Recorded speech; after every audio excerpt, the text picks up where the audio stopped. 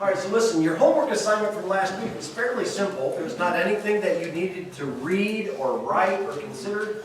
If you remember, your homework assignment was simply talk to someone. And as you're talking to someone, pay attention to the questions that you might have or things that they might say that would spur something that you'd go, oh, wait a minute, that might not sound right. Or, any of those things, just a listening exercise, okay? So let me go back and ask just a couple of questions to you and open up for you to share. Did you guys have conversation or conversations with people this week and you heard something that made you go, oh wait, that might be something that I can follow up with? Something I can ask a question about. Anything? Yes, Caitlin. My fiance has finally downloaded a Bible onto his phone. And he started talking more about it. Nice. Good. Thank you. Anyone else? I have the doctor that I work with. She saw my little thing I have a little booklet that says Trust in God, and she's got to try and get this visa and a bunch of things. And so she said, that's what I've got to do. But she's Hindu. And anyway, so I said, I am going to pray for you. And I said, I remember Moses saying to somebody about Pharaoh, God, speak for me while I'm silent. So you can't speak to the council, but God is going to speak to you for you on your behalf. And she knows that I'm the God of Abraham, Isaac, and Jacob. Yeah. All right, good. Someone else? Yeah, Andy. Buddy of mine, Big Steve, been talking to him for a while, known him for 15 years. I was helping him at the motorcycle shop yesterday, and he needs me to help him on a motorcycle, and so I have him ordered, and I just pick at him about the Lord. And he, one thing he said was, and I forget exactly how he worded it, but it was something to the effect of, like, I understand the way that you see God. He was like, I just see him differently. And I had a really good question to respond to it, and it was, I think I said, I asked him, do you think that you and I are looking at the same God? And he goes, well, yeah. So I was like, well, come on, bro, you're like 2/3 of the way there. So he's still on the struggle bus with it. But, all right. Good. So you picked up on that. Good. Anyone else? So all of you are homework deficient? Is that what I'm saying? I have a coworker who's Catholic, Yeah. and I've been asking her about Lent, trying to figure out like what it's about and stuff. Yeah. And she said that there's 2 days she struggles with her religion, basically because they have to like fast on those days. And just how she said, I wouldn't, something like, I would only do this for my religion. And I was like, but not for your God. Mm. But, Oh, good. Good question to follow up with. That's good. Awesome. See, it's good for us to have a conversation and listen. And I'm convinced that part of us as Christians, we're ready to proclaim, we're ready to make statements, but we might not be ready to ask questions because we really don't listen as well as we think we do. If we can begin to listen and listen well, we're going to pick up on things and we're going to hear things. And if we listen well, it not only communicates that we love them and we care, but it also allows us to then have thoughtful response. Make sense? All right, so at the end of class, you're going to hear another homework assignment. And if you were just as deficient on this one, you might be just as deficient on the next one. So, but I'm letting you know my expectations are high. I believe in you. So what's that? Andy laughed. And I might be a realist too, so we'll see. All right, listen, just a summary. So far we've talked as far as these pathways to knowledge, methodologies, right? We've talked about the preparation for our canoe trip, and the canoe trip is actually the relational conversations that we have, right? And that's what we have to focus on, recognizing that it might be a long journey. most of these relational journeys are long. Be committed to that. And there is a 4-tier process to be prepared in, right? We're not going to rehearse all of that. But then we start talking about these methodologies, and that is also part of our preparation to understand, not only intellectually, but that's part of preparing our mind, but preparing our heart and our spirit. So we talked first of this first pathway to knowledge we called agnosticism, right? We recognized that there were 2 types of agnostics. One is a strong agnostic. And what does a strong agnostic say? Can't know about God, can't know He exists. And the other form is a weak form. And what does a weak agnostic say? I don't know about God, or I don't know that He exists. All right, so without cheating and looking on your pages, because I know that you've been rehearsing these through the week, I know that you've been looking at your material so that you can put it into your mind and have your mind prepared so that when you meet them, these questions are not going to be something that you have to go, wait a minute, let me look at my paper. I know that you're putting that away in your heart and in your mind so that when you talk to a strong agnostic, what's a question you can ask? So you don't know, but isn't that something you can know about God? All right. So a strong agnostic says you can't know about God. Oh, can't know. Yeah, That's right. That's something you can know about God. I don't know. That's close. He's got it. You have it right, but let's clean it up a little bit. Yeah. I would agree that God is unknowable. Is that what it is? Okay. Now that's an agreement. What's the question we can ask? So isn't that something then that you can know about God? That's Isn't right. that one thing? That's right. So the question is, if you believe that God can't be known, isn't that one thing that we can know about God? And we can agree together that God is unknowable. Now, if that's one thing that we can know about God, is it possible that there are also others? So you get the question, right? So our goal with a strong agnostic is what? To make them to be a weak agnostic. So then a weak agnostic is someone who says, we don't know about God. So what are questions we ask to a weak agnostic?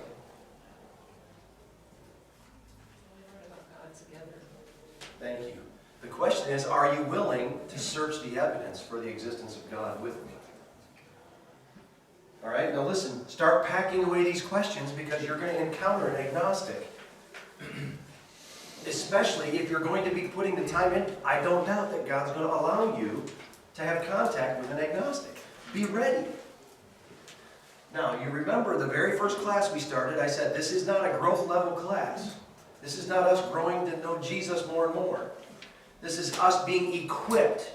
This is more of a training so that you can be equipped to encounter some things so you can serve God. So just know, it's not wrong for me, and I asked you in the very first class, you remember, and I know some of you go, I wasn't here for the first one. Well, now you're here. And I went with the assumption was, are you going to be willing to put these things into practice so that we can be equipped to do these things? So I'm going with that assumption. So I'm trusting you're going to put those questions in. And they're going to be in your mind so that when you encounter a strong agnostic, you'll be able to ask the questions that lead them to be a weak agnostic, and then you can ask them the questions that lead them to the evidence and research of God. Now, that's agnosticism. Last week we began another methodology called rationalism, and rationalism, by simple definition, we gave you a longer definition. The simple definition is they believe if it's logical, it must be true. Okay? Now, we talked about the roots of rationalism and the people that thought certain things.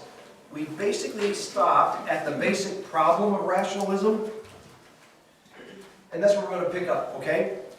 Here are some basic problems, and I introduced them quickly, and I used Austin as an example, okay? And this is part of the problem, because the first basic problem is what is logical may not be true. And that's something that we can work on if we're talking to someone who's a rationalist. Now, let me pick up my example with Austin, right? We said last week, we can say rationally, all pastors pray. Now, it might not be true, but in probabilities, it probably is. All pastors pray. The second premise, Austin prays. I don't know if he prays all the time, but we see who he married, so we think she's probably going to make him pray. So, it's probably a safe assumption that Austin prays. Those two premises being true doesn't mean that the conclusion is true. Then we say, Austin must be a pastor. Do you see how that works? It's logical, but the conclusion is not true. Does that make sense? You with me there? So when we say what is logical may not be true, there are all kinds of examples, right? There are people who believed years ago that the earth was flat. And it logically made sense. Everybody believed it. But was it true? No. Here's another one. And we threw this one out last week too. Santa Claus. Right? We have an entire storyline of good old St. Nick. Wait, we don't have any little kids in here. You don't want to remove anybody. Wait, isn't that sad? I just blew it. You mean there's no Santa? I'm sorry, listen. I should have checked before I actually said that. But you see how that goes? The whole idea of Santa Claus, it makes sense. It's logical, but it's not true. Okay? Any questions about that? Okay, so the basic premise and first problem is that what is logical may not be true. Second, not all logical conclusions are true. And the idea is there are people who will say things and they will make an assumption based on this premise and it sounds logical, but the conclusion isn't true. And that's why I shared Austin's. It just doesn't make sense. Because then, well, we'll get into that more in just a minute. Let me just leave that there. Another problem. Rationalism says that what is logical then eliminates what is false. If what is logical is true, right? If it makes sense, if it's rational, then it's true. Well then, if it's logical, it actually eliminates what is false. Well, I can give you examples about that true and how that's not true. Right? Because there are some false claims that are very logical. And we can get into all kinds of false religions here. Okay? There are lots of false religions who are making claims that sound logical. But just because it's logical doesn't necessarily mean it's true. But what they'll say is, but if it's logical, it eliminates what is untrue. Are you with me there?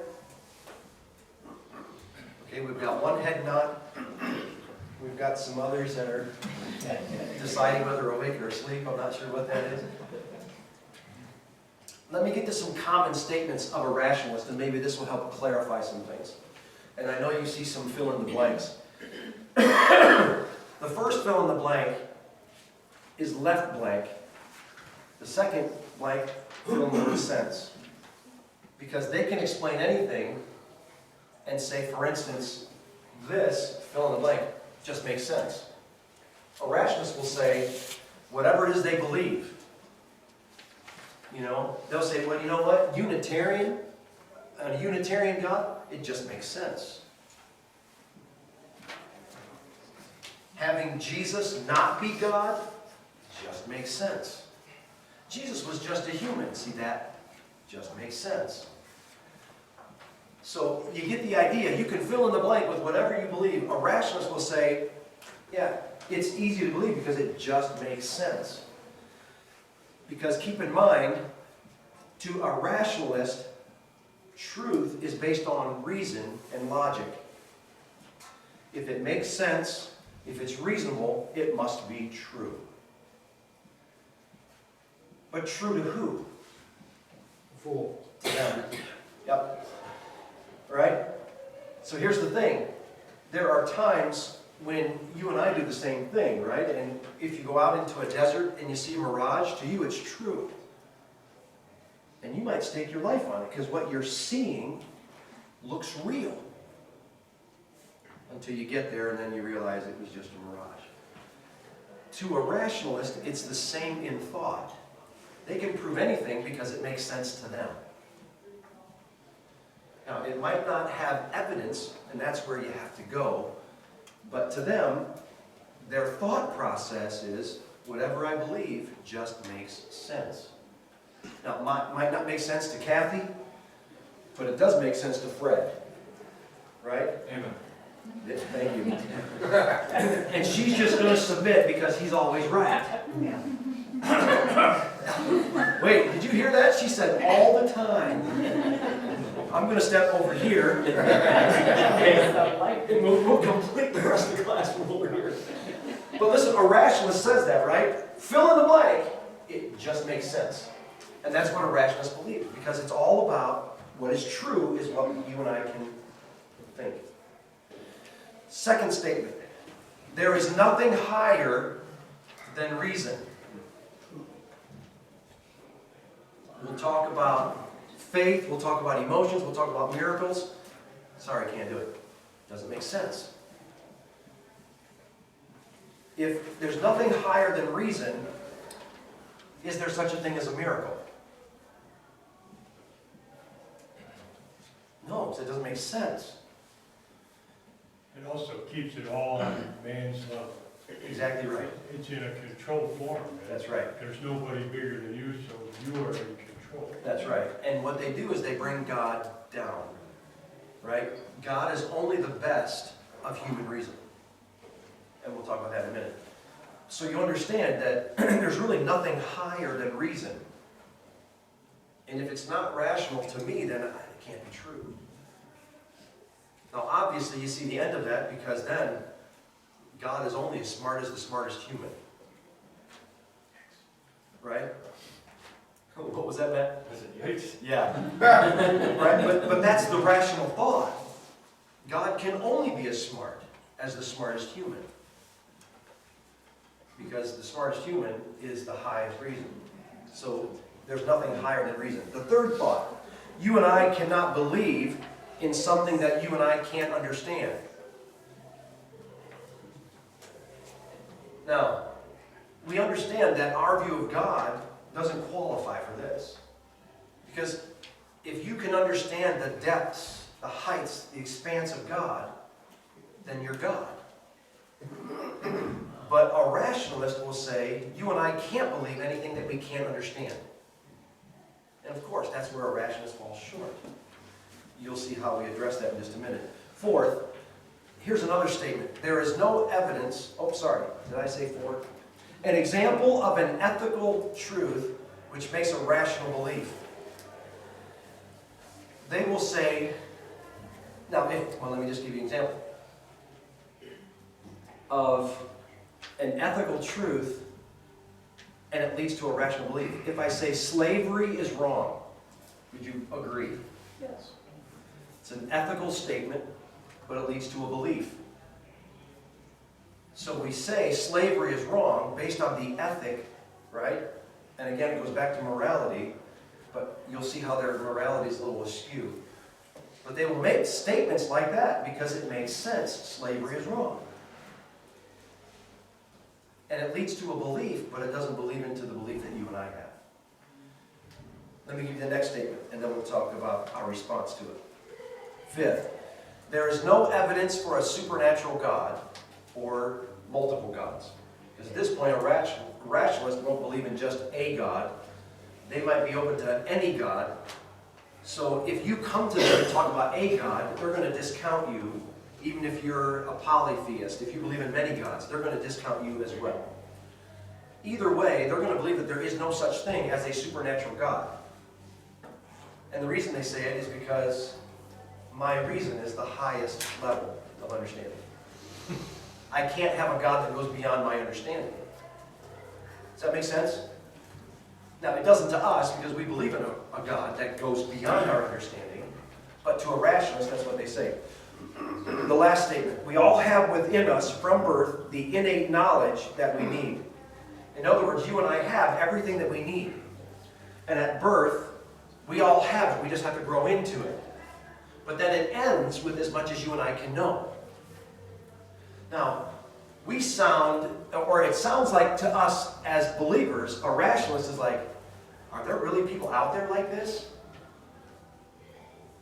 What do you think? There's a lot of people out there like this, okay? And some of them, right, are starting to fill churches. And because they're, what we said, dumbing down God, making him only the highest level of human intellect and understanding, yeah, there are lots of people who say they're believers of Jesus, but don't admit that there's such a thing as a miracle. Now, that goes beyond what I can understand. Because to be honest, I want a God who can do the miraculous.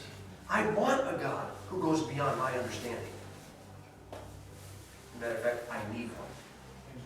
So, let's get to some responses then. Our response to rationalism. We obviously begin to think, and these are the questions that formulate in our hearts and minds, okay?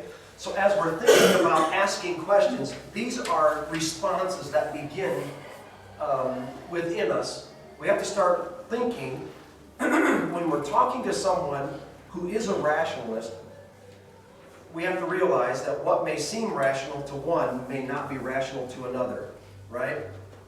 Now that, it doesn't sound like much, but think about this.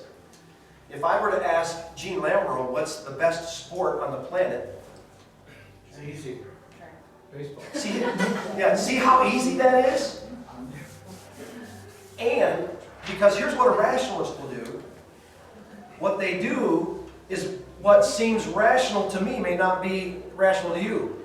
Well, I'm just going to congregate with the ones that believe like I do and think like I do. So I'm going to gather all of these people, and it doesn't make it right, though, does it? Just because the masses believe it. Now, if I were to ask my wife, what's the best sport? What'd she say? Curling. Curling. Underwater basket weaving. Right. She would say basketball.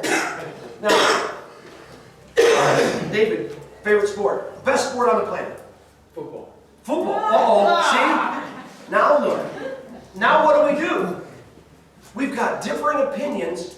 The question is, who's right? Man is right? So you get the idea. When you're thinking and you're hearing a rationalist, you're going to understand that they really struggle with absolute truth. Okay?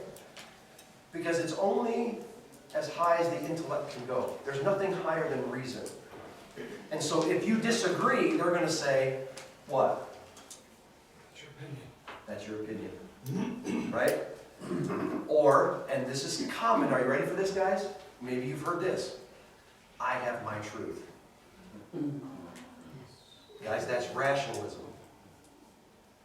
I have my truth. And Mark has his. Kind of like the Democrats. I didn't say that, but since you I did. didn't either, Okay.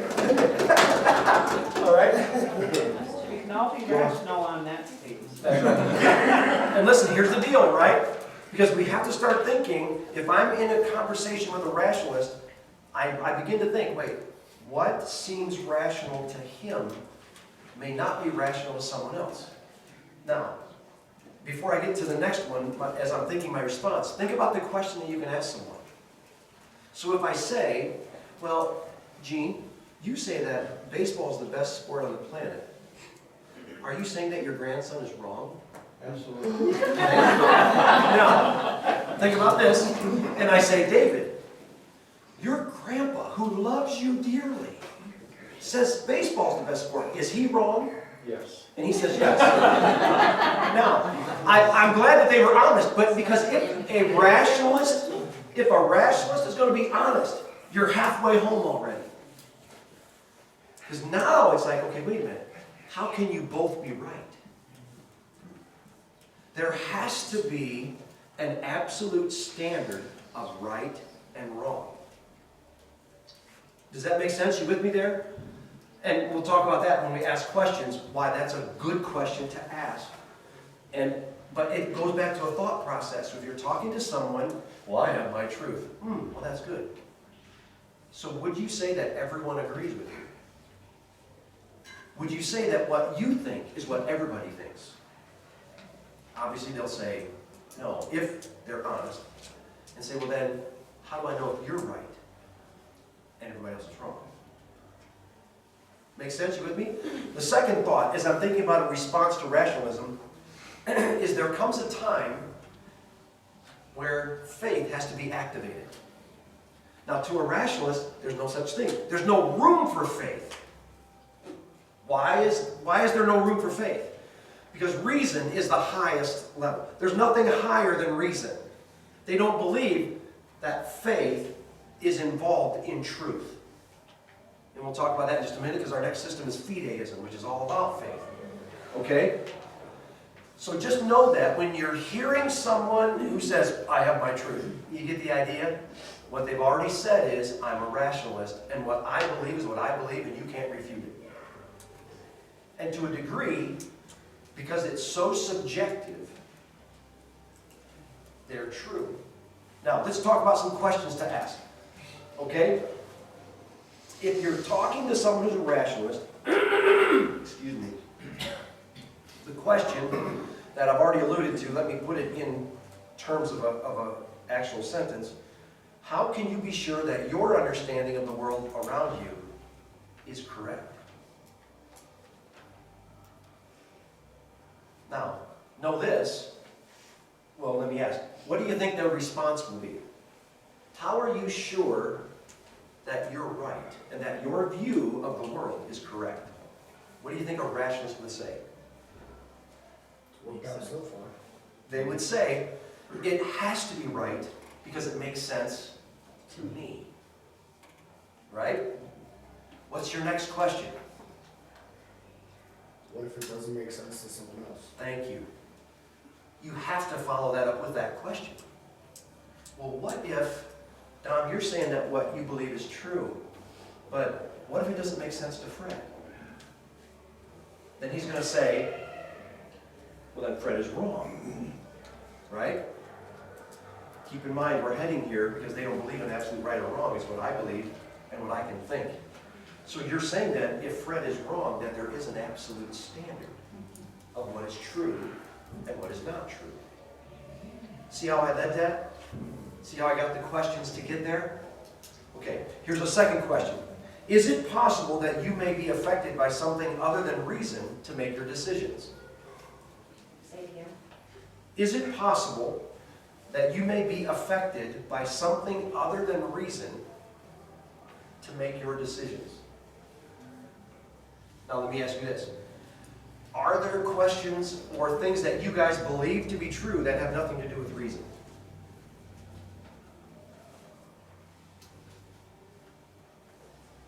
Yep, like what? Kevin? Like when you say it just makes sense, now are we talking S-E-N-S-E, or C-E-N-T-S, or S-C-E-N-T-S? Yes, S-E-N-S-E. It makes me smell like, you know, what I'm Right. saying, sense, is it making us money, you know, or is it truly truth, or is it makes me feel good, a nice aroma? You know, what you might have a sense is a stench to me, you know, I mean, so I mean, a lot of times they'll say, it just makes sense, and I go, what kind of sense are we talking about? Right. And that's because it's all subjective, right, to a That's what you rationalist. said, yeah. Right? So- So what decisions do we make that, let's just say, are affected by something other than reason? What's our faith based on?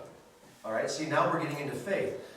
So that, see, if we can get them to, if we ask that question, you know, they will say things like, yeah, it's all about reason. And I would say, so is there any room? If I were to ask, let's say Dom's a rationalist, I would say, Dom, when you sat down in that chair, I didn't see you check the chair to make sure that it would hold you up. Did you exercise faith in that chair? Yeah, absolutely. Yeah. All right? So you get the idea. So is there a possibility that you're using something other than reason to make your decisions? You see what I'm saying? Again, I'm putting a pebble in his shoe. I just want him to think about that. That there is probably more than you honestly believe in that has nothing to do with reason. I think Yeah. anybody that ought to be an easy pebble to put in somebody's shoe, because anybody that's honest has to admit at a very young age even that there are just things that don't make sense. And Yeah. you mentioned that they don't believe in miracles. Well, you gotta be pretty isolated in your thoughts, in your thought process, to not believe, to not understand that there are things that happen that just Right. don't make sense. Absolutely. And it's good to have a miracle tucked in your pocket somewhere, you know, so that you know that something happened. I always bring up my dad, because there's irrefutable medical evidence that my dad was healed of cancer. And cancer that was supposed to take his life. We've got x-rays of cancer that was, I mean, they opened my dad stem to stern, opened him up and said, holy cow, sew him back up, send him home to die. But he lived 25 years after that. At the end of his life, they did 4 exploratory surgeries because they thought his cancer came back. All 4 came back clear. No cancer in him. Death certificate said died of pneumonia. Now, I will tell you that 25 years that my dad lived was absolutely cancer-free. But I can show you the medical reports, I can show you the x-rays that said my dad was plumb full of this stuff, and it was supposed to kill him like that. Now, obviously they'll say, well, that's because that's what you believe, and that's your highest level of reason. I mean, listen, I'm not smart enough to know that. I didn't have reason on, it's reasonable for me to believe that my dad wasn't going to live beyond a year. But something happened. And it's, I'll be honest with you, it's something that I can't fully explain. Now, to a rationalist, they're like, yeah, then it probably wasn't true. They probably saw shadows on, the x-ray. I'm like, no, they opened him up and they saw a tumor, they saw holes in his liver, they saw, listen, he had a tumor right underneath his rib cage right here that pressed his shirt out like this because it was like softball size. And that just kind of went away. Now listen, it's good to have a miracle tucked in your back pocket. If you want to use my dad, go ahead and use my dad. But you get the idea. To a rationalist, they're like, yeah, but again, you don't have to lead him. The object is to get him to a relationship with Jesus. But every time at bat, they don't want to run. You just want to, we're going down the canoe trip. You want him to get to checkpoint number 1, which is truth. And how do you do that? You just put a pebble in his shoe. Andy, you want to say something? Something that came to mind as we're talking about this is like, if you're talking to somebody who has this thought process of everything is reasonable and logical, the only things that I can understand or believe in are things that I can reason and understand. Okay, like, you turn your lights on in your house, do you understand nuclear physics and how a nuclear power plant works? No, you can't logically reason how that happens, but you obviously believe in it because you flip your light switch on. Right, and see, that's where if I'm thinking, listen, there's lots of things that I don't understand, electricity. Listen, I could go on and on about things that I don't understand, okay? Quantum physics. Matter of fact, I don't even have to make it quantum. Physics. All right? I don't understand a lot, but it doesn't mean that it's not true just because I don't understand it, right? And you can fill in the blank with everything. Electricity is another one. I don't know mechanics. Listen, all I know is when I put my key in and I turn it, my truck comes on. I know that somehow the battery supplies juice, and beyond that, I don't know. Okay? And you'll understand that, because I don't work on my own cars. I change the oil, that's it. Because someone showed me where the plug was and where the filter was. I don't know. I don't even know how the oil goes. I don't know where it goes in the engine. And to be honest, I don't care. But I know that somebody else knows it. Now, if that's the case, if there is a possibility, and this is, we always ask, because you can take this question and erase it back to its beginning and say, well, was there ever a day that you didn't understand something that you understand today? Is there a possibility then that you will understand something tomorrow that you don't understand today? And if there's that possibility, well then, is there also a possibility that there is something else higher than reason? Are you with me there? Okay. So, third question. And it goes back, well, I probably should have done this in This was the whole miracle question. How would you describe something that someone else describes as a miracle? The question is, how would you describe it? So if you're talking to a rationalist, and someone else is saying, man, my dad was healed. And I tell them that, and I go, okay, listen, that's what happened to my dad. My question is, how would you understand that? And it's good to get them to give you feedback on what you believe was an act of God. Now, again, where you go after that is how they answer. So well, let me get to the next question, because we'll cover some of these. What am I at? 4? Here's another question. Is there anything we can know through our senses?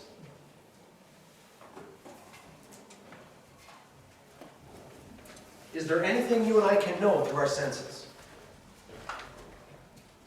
Sure. Like what? The sky is blue. The sky is blue. Would that be debatable? It could be. All right? Listen, but everything that we know through our senses is all debatable. Right? I can go, you know what? I just walked by Dom. He doesn't smell very good.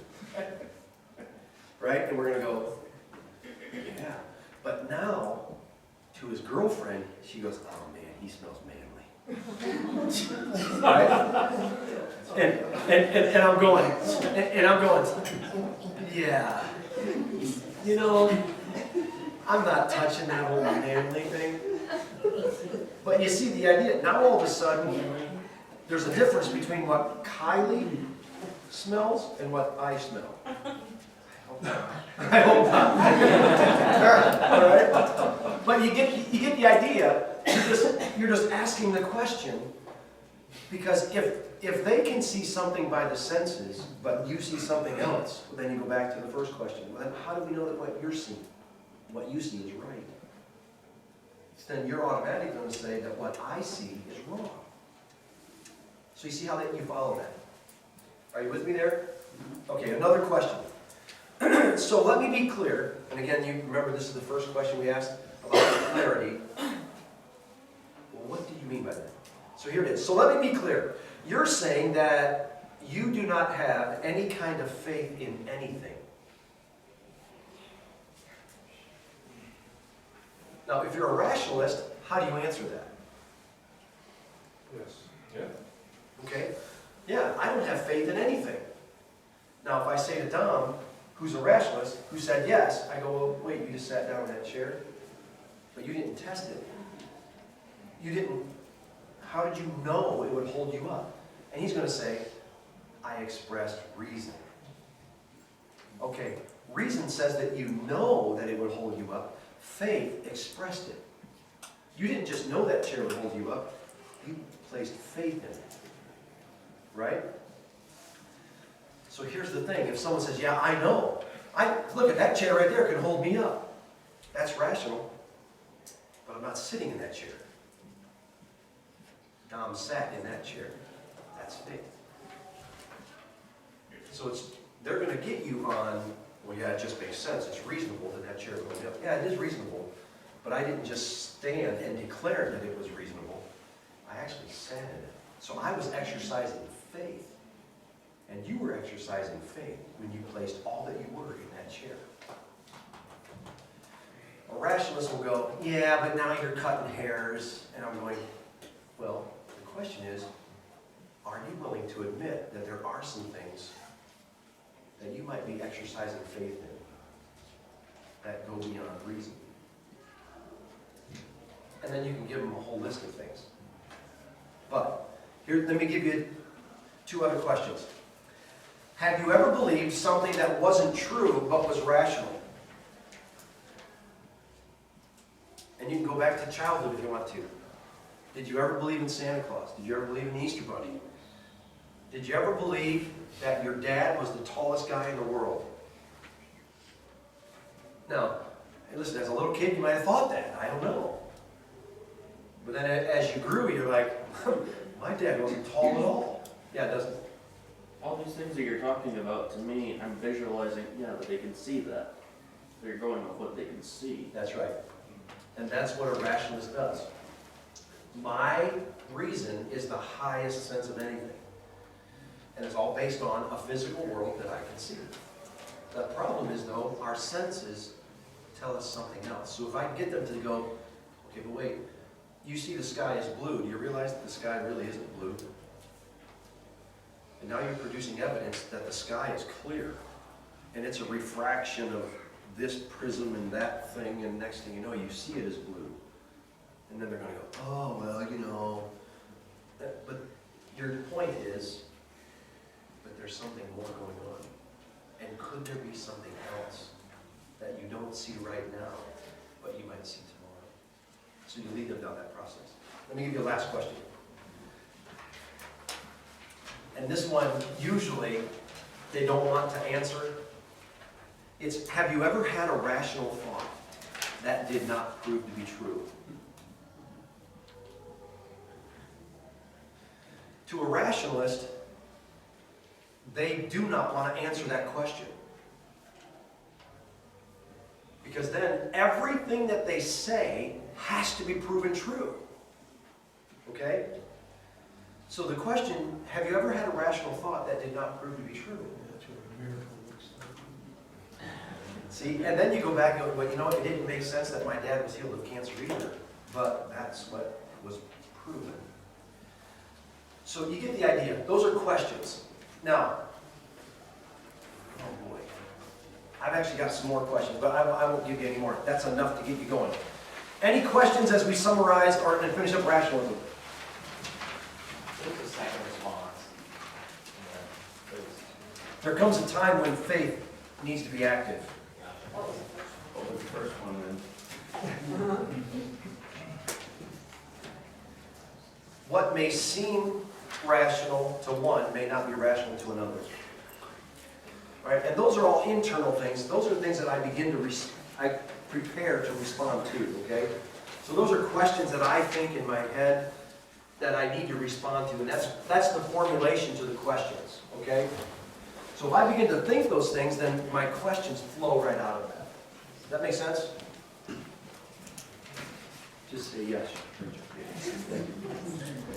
All right, so rationalism, a little different than agnosticism. Agnosticism will at least presuppose that we're going to talk about God.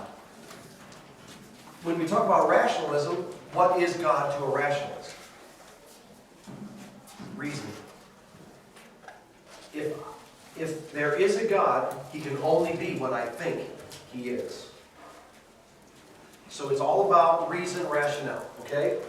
Now let's get to fideism. It's kind of a fun word to say, but let me give you a quick definition.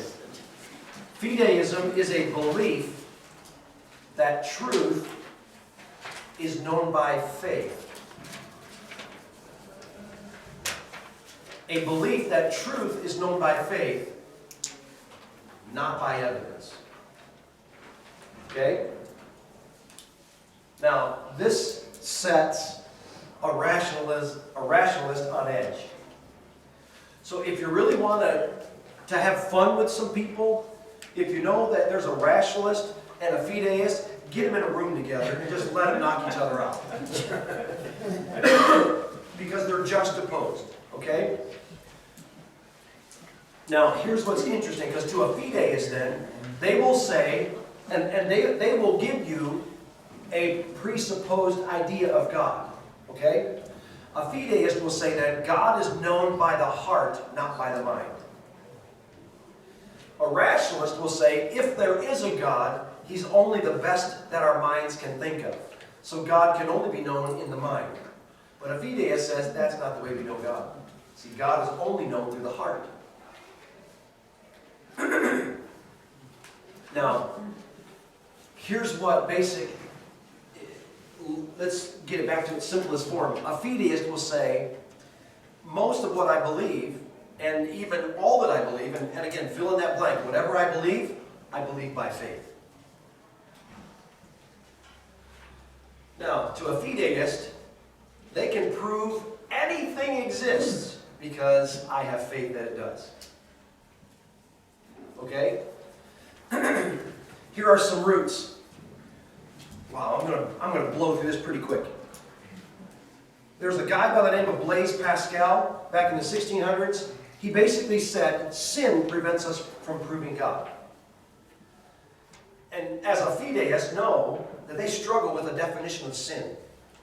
Sin to them is anything that leads from you and I being separated from God so we can't prove God. So it all has to be by faith. We can't prove that God exists. Well, that's what sin does. Sin prevents you from knowing God rationally and evidentially. So it's, the only way we can know God is by faith. And see, that's what sin did. It removed all of that rationale from us. Now, is that true? No, that's not true. But that's what a fideist would believe. Then there's this guy named Soren Kierkegaard. He basically said this, and again, I'm really summarizing a lot here. Truth can only be known subjectively. So what's true to Dave is true to Dave. What's true to Fred is true to Fred. Because by golly, they're just trusting by faith. So you can't disprove what anybody knows or what anybody believes because it's all by faith. So I can't tell you, if I put Gene and Dave in a room and they're talking about the best, sport in the world, here's what they won't say that they're wrong. They'll say they're both right. Okay? So to a rationalist, no, you're wrong, you're wrong, you're wrong, I'm right. But to a fideist, we're all right. As long as you believe it by faith. Are you with me there? Then there's this guy, Karl Barth. His name's actually Barth. He basically said, I cannot prove faith, I simply have to confess my faith. So it doesn't, listen, you can have some weird thoughts. You don't have to prove it. My faith is all that's necessary to tell you what's true. Now, there are people, guys, I'm telling you this, in Christian circles that are fideists. And they will come across and tell you things that they believe, and it has to be true just because they believe it. Whew, wow, there's some danger there. Okay? Because it's all about, well, I have faith. We'll talk about how that's weird. Cornelius Van Til was another guy. He was a fideist. He said all facts are Christian facts. What? So non-Christians only believe Christian facts, but they're just not at the point yet where they have expressed their faith to believe it. And that's weird too. All right, so here's the deal. We've got a few minutes left. Fideists are basically religious people. They are usually philosophically skeptical. And yet they believe. Well, they'll believe in God. But they're typically skeptical, but they're very religious. Now, we talked about agnostics. They're really not religious people. Fideists can be, and can appear to be, very religious. Because everything's by faith. Oh, I believe, I believe, I believe. And it's all by faith. Has nothing to do with reason, has nothing to do with rationale, has nothing to do with evidence. It's just by faith. Here's the point. Because if you and I are talking to them, if they are consistent in their fideism, you basically can't attack them. Because every argument goes back to, yeah, but I just believe. I believe. I believe Kathy is wearing a purple shirt. And you're going, what? It's black. I believe it's purple. And we're sitting here going, come on. I believe I'm gonna be rich. You believe it? They will say things even religiously, right, that violate the truth of God's word, but they believe it by faith. So you see how fideism can be dangerous, right? Okay, let's give you a couple problems with fideism and we'll close off here. One is a matter of ontology, and please don't write that down. What that means is this: God does exist, therefore I can have evidence. What they're saying is, everything is a matter of faith. I believe that God exists by faith. And because I believe it by faith, my faith is what produces the evidence. But if I don't have faith, then there's no such thing as evidence. So I don't believe that Cindy can slam dunk a basketball. Right?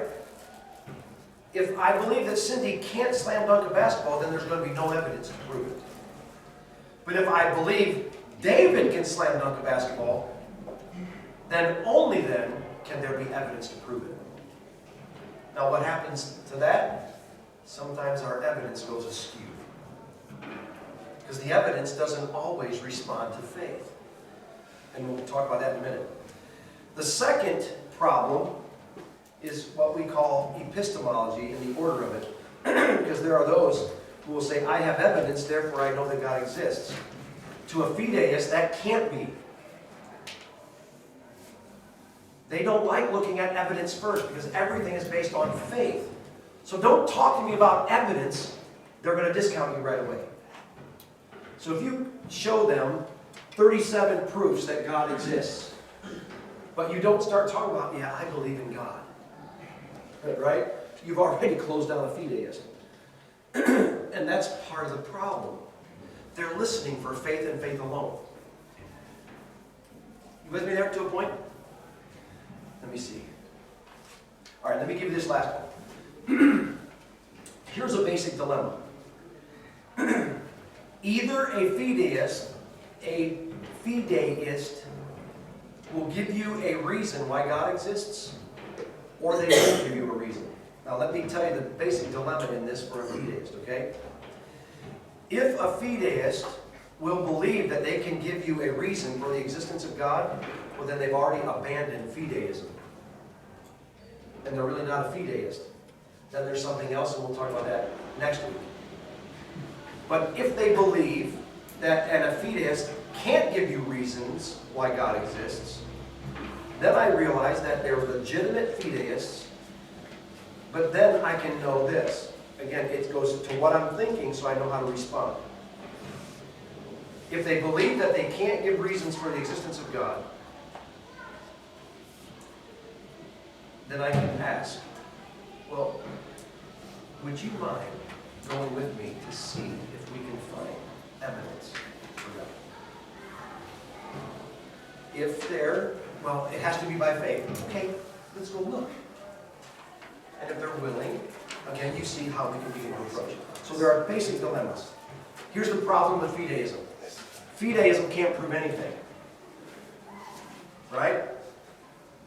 Just because I have faith doesn't mean that I can prove anything. I have faith that I'm 6'7". Can I prove it? I have faith that Fred has the best beard on the face of the planet. Can I prove it? Yes. Yeah. Now, there's two other guys in here that might argue, right? So you get what I mean. Just because I have faith doesn't necessarily mean that I can prove anything. It's just faith. And that's a problem that we'll pick up on next time.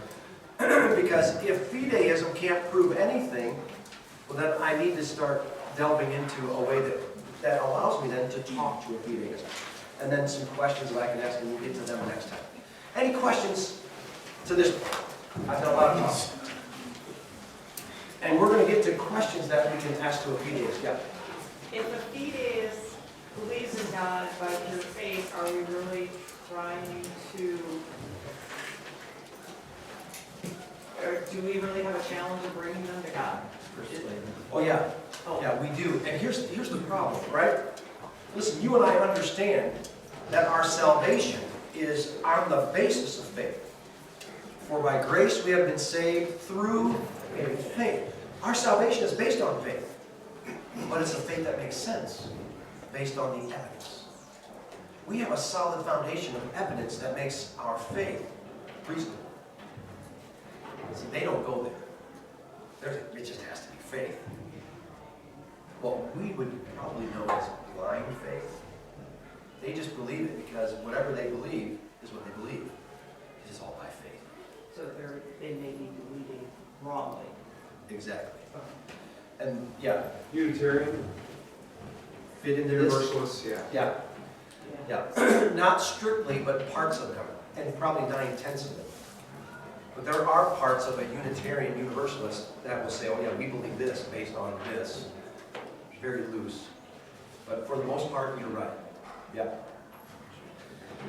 And there are ways and let me just say this. Most, not all, most heretics who start in Christianity and then veer off are probably there because of fideism. Not all, but a lot. Because what they'll do is they'll take even scriptures and they will expound on it and say, believe me, this is the truth. And you're going, okay. And they use verses, but they whack them. As a matter of fact, I was just talking to Cindy about one earlier. Because I just recently listened to one, and they were talking about the Lord's Prayer. And he was praying, and he said, listen, you need to understand that Jesus is telling us to pray that his kingdom would come on earth as it is in heaven. And he did this. He goes, stomp your feet. And they're all, doing this. He goes, that's where Jesus wants to establish his kingdom. And he wants to bring his kingdom to the earth. And I started thinking, doesn't that violate John 18? Because Jesus is being interviewed by Pontius Pilate. Hey, what is truth? And Jesus gives him the response, and he says, wait a minute, my kingdom is not of this world. Okay, now we start thinking, wait a minute. Because what this guy is saying is, you need to believe it because I said so. Fideism has nothing to do with evidence and truth. It has everything to do with what I said. You believe it because I said so. No, I don't believe it because you said so. I believe it because it's true. And it's true because this word gives me evidence of what is true. And if you're going to violate what this word says, I've got a problem with you. So, but you see how fideism works, and it's very dangerous, and it can start in Christian circles and work its way out. But when it does, that heresy is usually a fideistic argument. Believe me because I said it. Oh, listen. I hope you guys understand what you're going to hear this morning. You shouldn't believe it because Pastor Doug says so. You should believe it because Pastor Doug is expounding this word. And I'm explaining this word. Now listen, it's not because I say so. If that's the case, that's dangerous ground. And you see how fideism can find its way into that kind of a heretic, right? We'll talk about that more next time. But it's good to understand that. Let me pray. Better yet, Austin, why don't you lead us in prayer? Because you pray shorter. Father, I want to thank this time that we had together, and thank you for speaking through Doug and just allowing us to learn how to defend our faith in you. And we just want to bless this time and ask for you to just go through Doug and explain what he wants to explain in the sermon today. And we'll be short. So that's Amen. No homework assignment. How do you like that?